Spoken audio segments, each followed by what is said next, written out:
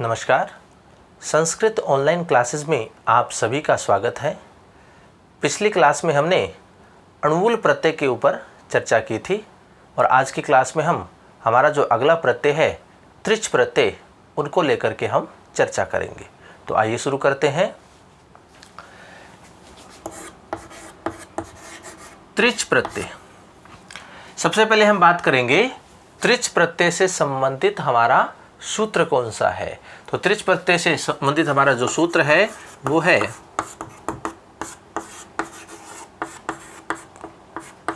अणुवूलौ अणुवूल त्रिचौ।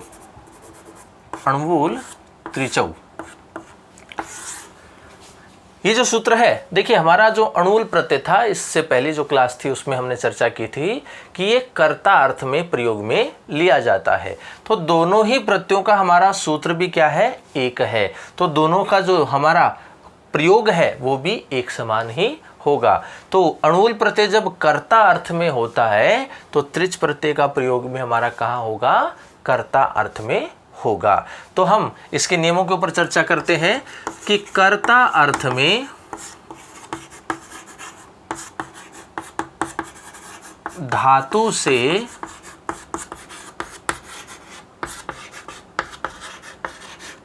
त्रिच प्रत्यय होता है।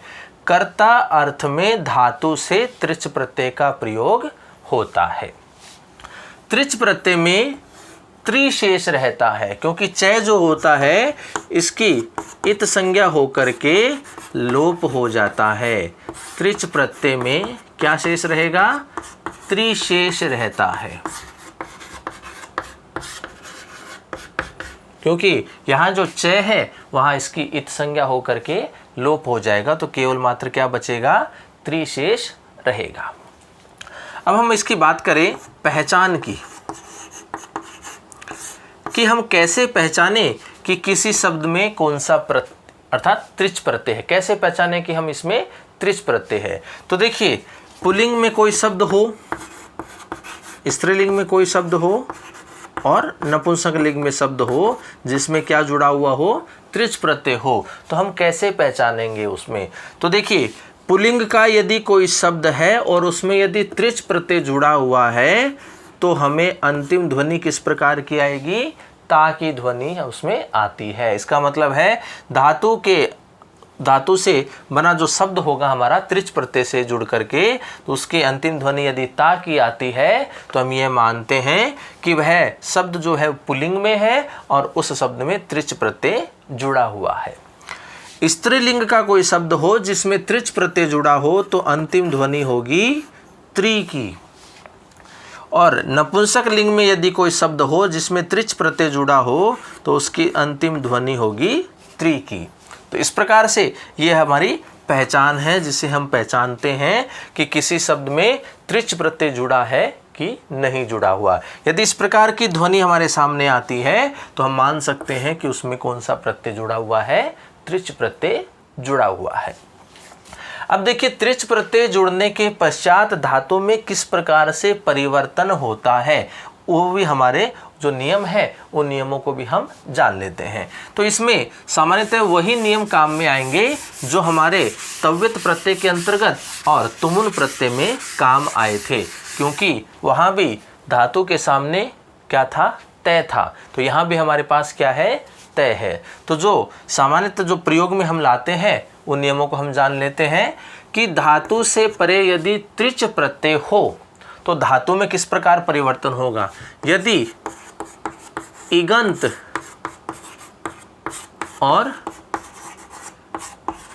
लघु उपधा वाली धातु है,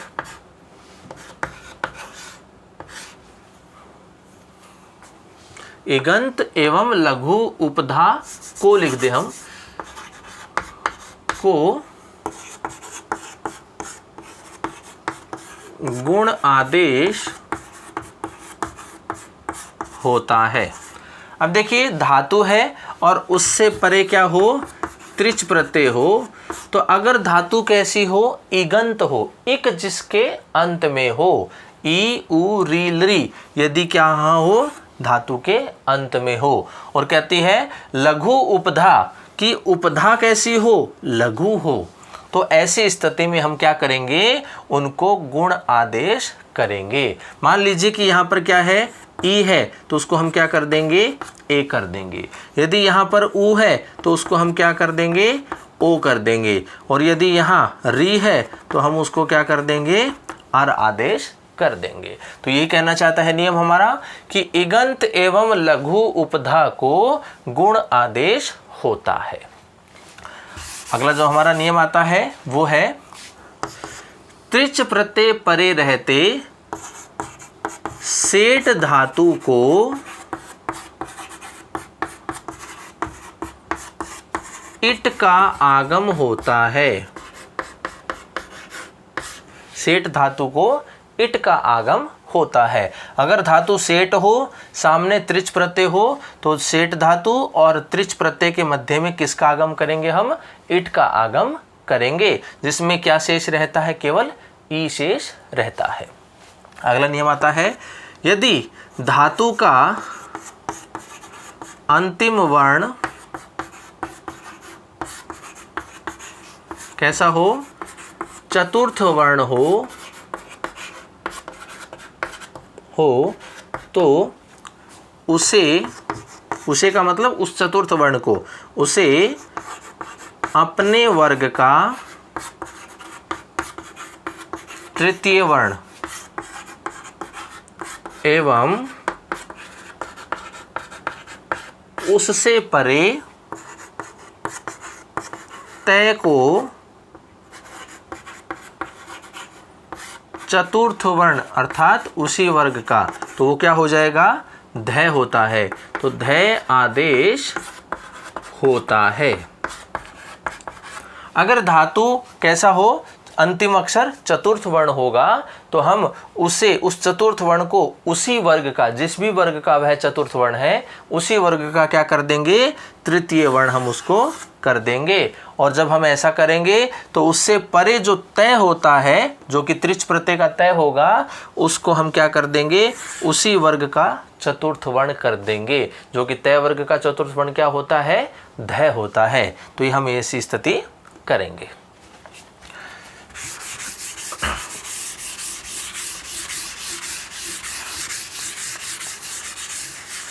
तो इस प्रकार से ये कुछ हमारे सामान्य नियम हैं जो कि हम यहाँ पर प्रयोग में लेंगे। और जो बाकी जो बचा हमारे नियम है, जो कि तव्यत प्रत्यय में और तुमुन प्रत्यय में हमने काम में लिए थे, वो भी इसमें शामिल हो जाते हैं। तो उनका अध्ययन हम वहाँ पहले भी हम कर चुके हैं।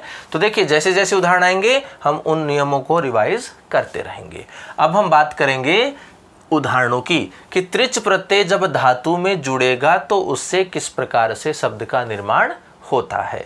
तो हम सारे के यहाँ जो शब्द हैं वो पुल्लिंग के रूप में बनाएंगे, क्योंकि अंतिम ध्वनि हम कैसी लेके आएंगे, उसमें फिर ता की लेकर के आएंगे। स्त्रीलिंग होगा तो त्रि हो जाएगा और नपुंसक लिंग होगा तो त्रि, ऐसी स्थिति बन जाएगी। तो यहाँ देखिए धातु है हमारी क्रि धातु है, त्रिच प्रत्यय है। तो देखिए क्या स्थिति बनेगी, हमें पता है त्रिच प्रत्यय में क्या शेष रहता है, त्रि रहता है। पुल्लिंग में हम बनाएंगे तो त्रि के स्थान पर क्या मान लें, हम उसको ता मान लें, क्योंकि हमें अंतिम ध्वनि ऐसी लेकर के आनी है जब हमें पुल्लिंग में कोई शब्द बनाना हो। तो त्रि के स्थान पर हमने क्या कर दिया, ता कर दिया। अब देखिए धातु में क्या है, हमारा नियम क्या कहता है, इगंत और लघु उपधा को। अब ये इगंत भी है और लघु उपधा भी है, दोनों की स्थिति एक ही है, क्योंकि एक ही अक्षर का ये शब्द है, तो हम कोई भी इसको मान सकते हैं। तो क्या करना है, हमें गुण आदेश करना है। तो री को गुण क्या होता है, अर होता है। तो री के स्थान पर हम क्या लिख देंगे, अर लिख देंगे। री के स्थान पर रखेंगे तो कै कैसा रह जाएगा, आधा रह जाएगा। आगे क्या बचा हुआ है, ता बचा हुआ है। हम इनका क्या करेंगे, वर्ण सम्मेलन करेंगे। तो देखिए कै आधा है, आगे ए स्वर है, आकर के मिलेगा तो क्या हो गया, कै पूरा हो गया। रे आधा है, आगे तय व्यंजन है तो रे कहाँ चला जाएगा, ऊपर चला जाएगा। तो देखिए इस प्रकार से हमारा शब्द बन गया। तो क्रि धातु में त्रिच प्रत्यय यदि हम मिलाते हैं तो क्या बनता है, कर्ता, ये शब्द हमारा बनता है। अगला उदाहरण है हमारा भुज धातु है त्रिच प्रत्यय। त्रिच प्रत्यय में क्या शेष रहता है, त्रि। पुल्लिंग में बनाना है तो हम उसके स्थान पर क्या लिखेंगे, ता। तो स्थिति क्या बन गई, भुज प्लस ता। तो देखिए उपधा में क्या दिखाई दे रही है हमें, ऊ दिखाई दे रहा है जो कि कैसा है, लघु है। तो इसको हम क्या कर देंगे, गुणादेश कर देंगे। जब ऊ को गुण ओ करेंगे तो ये शब्द क्या बन जाएगा, भो बन जाएगा। अब देखिए अंत में क्या है, जय। तो हमारा एक नियम आता है कि धातु के अंत में च या जय हो तो उसको हम क्या करते हैं, कै आदेश करते हैं। ये हमने तवित प्रत्यय और तुमुन प्रत्यय में भी पढ़ा था। तो धातु के अंत में क्या है, जय है, तो इसके स्थान पर हम क्या कर देंगे, कै आदेश कर देंगे। तो जय कैसा है, आधा, तो कै भी कैसा होगा, आधा। आगे क्या बचा हुआ है, ता, तो क्या बन गया, भोक्ता। तो भुज धातु में त्रिच प्रत्यय यदि मिलाते हैं तो शब्द बनता है हमारा भोक्ता। और उदाहरण देखिए, भ्री धातु है, त्रिच प्रत्यय है, तो देखिए स्थिति क्या बनेगी, च के इच संज्ञा होकर के लोप हो जाएगा, क्या बचेगा, त्रि। पुल्लिंग में बनाएंगे तो त्रि के स्थान पर क्या लिखेंगे, ता। अब स्थिति बन गई भ्री प्लस ता। अब यहाँ पर जो री है वो कैसा है, इगंत भी हो सकता है और लघु उपधा भी हम इसको कह सकते हैं। तो हम इसको क्या कर देंगे, गुण आदेश करेंगे। तो री को गुण क्या होगा, अर होता है। तो ये स्थिति बन गई। अब हम करेंगे इनका वर्ण सम्मेलन। तो देखिए वर्ण सम्मेलन करेंगे तो क्या होगा, भय आधा है, आगे ए स्वर है, आकर के मिलेगा तो भय पूरा हो गया। रे आधा है, आगे व्यंजन अक्षर है तो ये कहाँ चला जाएगा, ऊपर चला जाएगा और ये बन जाता है भरता। तो यहाँ भ्री धातु में त्रिच प्रत्यय यदि मिलाते हैं तो शब्द बनता है भरता। गम धातु है, त्रिच प्रत्यय है, तो देखिए त्रिच प्रत्यय में क्या शेष रहा, त्रिशेष रहा। पुल्लिंग में बनाएंगे तो इसके स्थान पर क्या लिख दिया हमने, ता लिख दिया। अब स्थिति बन गई गम प्लस ता। अब देखिए हमारा नियम आता है, यहाँ पर क्या है, अनुनासिक वर्ण है, आगे कौन सा है, तय वर्ग है। तो मोनुस्वार से हम इसको क्या कर देते हैं, इसको अनुस्वार में बदल देते हैं। तो अनुस्वार में बदलेंगे तो ये स्थिति इस प्रकार से हो जाएगी, ऐसी स्थिति हो जाएगी। अब हमारा एक सूत्र आता है, अनुस्वार से यही पर सवर्ण। तो अनुस्वार को जो पर अर्थात बाद में जो है उसके समान हम वर्ण को बना देंगे। तो यहाँ अनुस्वार का मतलब क्या होता है, पंचम अक्षर होता है। तो अब पंचम अक्षर किसके अनुसार बनाएंगे, आगे अर्थात पर जो वर्ण है, पर का मतलब बाद में जो वर्ण है, तो इसके अनुसार हम क्या बनाएंगे, इसको पंचम अक्षर बनाएंगे। तो तय है, तय तय वर्ग में आता है, तो तय वर्ग का पंचम अक्षर क्या होता है, न होता है। तो इस अनुस्वार के स्थान पर हम क्या लिखेंगे, न लिखेंगे। तो स्थिति क्या बन जाएगी, गंता। तो देखिए गम धातु त्रिच प्रत्यय आपस में मिलेंगे तो किसका निर्माण करेंगे, गंता। इस प्रकार से शब्द का निर्माण हमारे होता है। भिद धातु है, त्रिच प्रत्यय है, त्रिच प्रत्यय में क्या शेष रहा, त्रि। पुल्लिंग में बनाया तो ता कर दिया, स्थिति बन गई भिद प्लस ता। अब देखिए यहाँ पर ये जो दय है तृतीय वर्ण है, आगे तय वर्ग है, तो खरीच हमारा एक सूत्र आता है, उससे क्या होता है कि जो वर्ण होगा तृतीय वर्ण होगा उसको हम पहला अक्षर कर देते हैं। तो यहाँ पर दय जो आता है वो किस वर्ग में आता है, तय वर्ग में आता है। और तय वर्ग का प्रथम अक्षर क्या होता है, तय होता है। तो इस दय के स्थान पर हम क्या लिखेंगे, तय लिख देंगे। अब स्थिति हमारी बन जाती है भित प्लस ता। और जब दो तय एक साथ में होते हैं तो हम इसको क्या करते हैं, इस प्रकार से लिख देते हैं। अब देखिए उपधा की बात हम करें तो उपधा में क्या है, इसके ई है, लघु उपधा है, तो इसको हम क्या कर देंगे, गुण आदेश करेंगे। तो ई को गुण क्या होता है, ए होता है। तो ये स्थिति क्या बन गई, भेदता। तो भिद धातु त्रिच प्रत्यय मिलकर के क्या बनाएंगे, भेदता। इस प्रकार से शब्द बनता है। इसी प्रकार से छिद धातु हो, इसी प्रकार से विद धातु हो, तीनों की स्थिति एक जैसी है। तो इस प्रकार से भेदता, छेदता और वेदता, इस प्रकार से शब्द हमारे बन जाते हैं। अगला देखिए, पठ धातु त्रिच प्रत्यय है, तो देखिए त्रिच में क्या शेष रहेगा, त्रिशेष रहेगा। पुल्लिंग में बनाएंगे तो उसके स्थान पर हमने क्या लिख दिया, ता लिख दिया। पठ धातु जो है वो कैसी है, सेठ धातु है। तो सेठ धातु का नियम क्या था कि धातु और प्रत्यय के मध्य में हम क्या करेंगे, इट का आगम करेंगे, और इट में क्या शेष रहता है, ई शेष रहता है। तो देखिए स्थिति क्या बनेगी, पठ प्लस ई प्लस ता, ये स्थिति बनी। तो अब हम इनका क्या कर देंगे, वर्ण सम्मेलन कर देंगे। तो वर्ण सम्मेलन करेंगे तो देखिए ठ आधा है, आगे ई स्वर है, तो ये बनेगा ठी, आगे बचा हुआ है ता, तो क्या बन जाता है, पठीता। तो पठ धातु में त्रिच प्रत्यय यदि हम मिलाते हैं तो शब्द बनता है पठीता। और देखिए अगला उदाहरण, स्तु धातु है, त्रिच प्रत्यय है। त्रिच प्रत्यय में क्या शेष रहा, त्रिशेष रहा। त्रि को पुल्लिंग में बनाएंगे तो क्या हो गया, ता हो गया। स्थिति बन गई हमारी स्तु प्लस ता। तो देखिए यहाँ पर क्या स्थिति है, लघु उपदा है, तो इसलिए क्या हो जाएगा, इसको हम गुण करेंगे, और गुण ऊ को क्या होता है, ओ होता है। तो ये स्थिति क्या बनेगी, स्तो, आगे क्या बचा हुआ है, ता, तो क्या बन गया, स्तोता। स्तु धातु में त्रिच प्रत्यय यदि हम मिलाते हैं तो शब्द बनता है स्तोता। और देखिए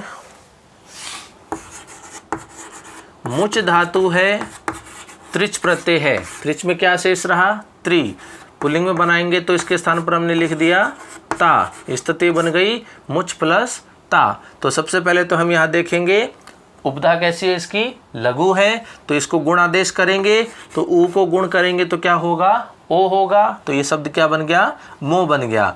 चय अंत में है धातु के, अभी हमने नियम को जाना था कि धातु के अंत में चय एवं जय हो तो वह किस में बदलता है, कै में बदलता है। तो चय के स्थान पर क्या लिख दिया, कै लिख दिया, क्योंकि चय आधा है तो कै भी आधा लिखेंगे, आगे बचा हुआ है ता, तो ये क्या बन गया, मोक्ता। मुच धातु में त्रिच प्रत्यय मिलाएंगे तो शब्द बनता है मोक्ता। इसी प्रकार से लब धातु त्रिच प्रत्यय, त्रिच प्रत्यय में क्या शेष रहा, त्रिशेष रहा। पुल्लिंग में बनाएंगे तो इसके स्थान पर क्या लिखा, ता लिखा। अब स्थिति बन गई लब प्लस ता। अब देखिए धातु के अंत में क्या है, चतुर्थ वर्ण है, भय चौथा अक्षर है, चतुर्थ वर्ण है, तो इसके स्थान पर हम इसी वर्ग का क्या कर देंगे, तीसरा अक्षर। तो ये किस वर्ग में आता है, पै वर्ग में, पै फै बै भय चौथा अक्षर है, तो तृतीय अक्षर कौन सा होगा, बै होता है, तो इसको हमने क्या कर दिया, बै कर दिया। अब ये स्थिति इस प्रकार से हो गई। जब हम इसको तीसरा अक्षर करते हैं तो उससे परे जो तय होता है उसको हम चतुर्थ अक्षर करते हैं, अर्थात उसी वर्ग का। तो तय वर्ग में आता है तय, तो तय वर्ग का चतुर्थ अक्षर क्या होता है, धय होता है। तो इसके स्थान पर हम क्या करेंगे, धय करेंगे, तो ये क्या बन गया, धा बन गया। वर्ण सम्मेलन करेंगे तो ये शब्द बनता है लब्धा। तो लभ धातु में त्रिच प्रत्यय यदि हम मिलाते हैं तो शब्द बनता है लब्धा। तो इस प्रकार से ये शब्द बना हमारा। और देखिए नी धातु त्रिच प्रत्यय, त्रिच में क्या शेष रहा, त्रिशेष रहा। पुल्लिंग में बनाएंगे तो ता हो गया, स्थिति होगी नी प्लस ता। तो इगंत धातु है तो इसलिए हम इसको क्या कर देंगे, गुणादेश करेंगे। ई को गुण क्या होता है, ए होता है, आगे क्या बचा हुआ है, ता बचा हुआ है, तो क्या बन गया, नेता। तो इस प्रकार से नी धातु में त्रिच प्रत्यय यदि मिलाते हैं तो शब्द बनता है नेता। इसी प्रकार से ज्ञा धातु त्रिच प्रत्यय, तो देखिए त्रिच में क्या बचा, त्रि बचा। पुल्लिंग में बनाना है तो त्रि के स्थान पर क्या कर दिया, ता कर दिया। कोई नियम लागू नहीं हो रहा, सीधा सीधा वर्ण सम्मेलन करेंगे तो ज्ञा बन जाएगा ज्ञाता। अगर इसी प्रकार से दा धातु है, त्रिच प्रत्यय है, त्रिच में क्या शेष रहा, त्रिशेष रहा। पुल्लिंग में बनाएंगे तो बन गया ता, दा प्लस ता स्थिति बन गई। कोई नियम लागू नहीं होता तो सीधा सीधा हम इनका वर्ण सम्मेलन करते हैं तो शब्द बनता है दाता। तो ये बन जाता है ज्ञाता और ये बन जाता है दाता। तो इस प्रकार से अनेक उदाहरण हो सकते हैं। और त्रिच प्रत्यय को यदि हम उनको मिलाते हैं तो किस प्रकार से शब्द बनते हैं, जैसा हमने नियमों के आधार पर यहाँ उदाहरणों को स्पष्ट किया। तो आज हमने त्रिच प्रत्यय के बारे में जाना, जो कि कर्ता अर्थ में धातु के साथ में प्रयोग में लाया जाता है। त्रिच प्रत्यय में त्रिशेष रहता है, क्योंकि चयकित संज्ञा होकर के उसका लोप हो जाता है। और त्रिच प्रत्यय की जो पहचान है वो है, यदि पुल्लिंग का कोई शब्द है और त्रिच प्रत्यय उसमें जुड़ा है तो अंतिम ध्वनि हम ता की लेकर के आते हैं। स्त्रीलिंग का कोई शब्द है जिसमें त्रिच प्रत्यय जुड़ा है तो अंतिम ध्वनि त्रि की लेकर के आते हैं। और नपुंसक लिंग का कोई शब्द है जिसमें त्रिच प्रत्यय जुड़ा हुआ है तो हम त्रि की ध्वनि लेकर के आते हैं।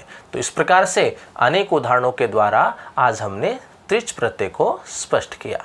तो आज की क्लास में इतना ही। आगे की क्लास में हम अगले प्रत्यय के ऊपर चर्चा करेंगे। तो अभी के लिए इतना ही। धन्यवाद।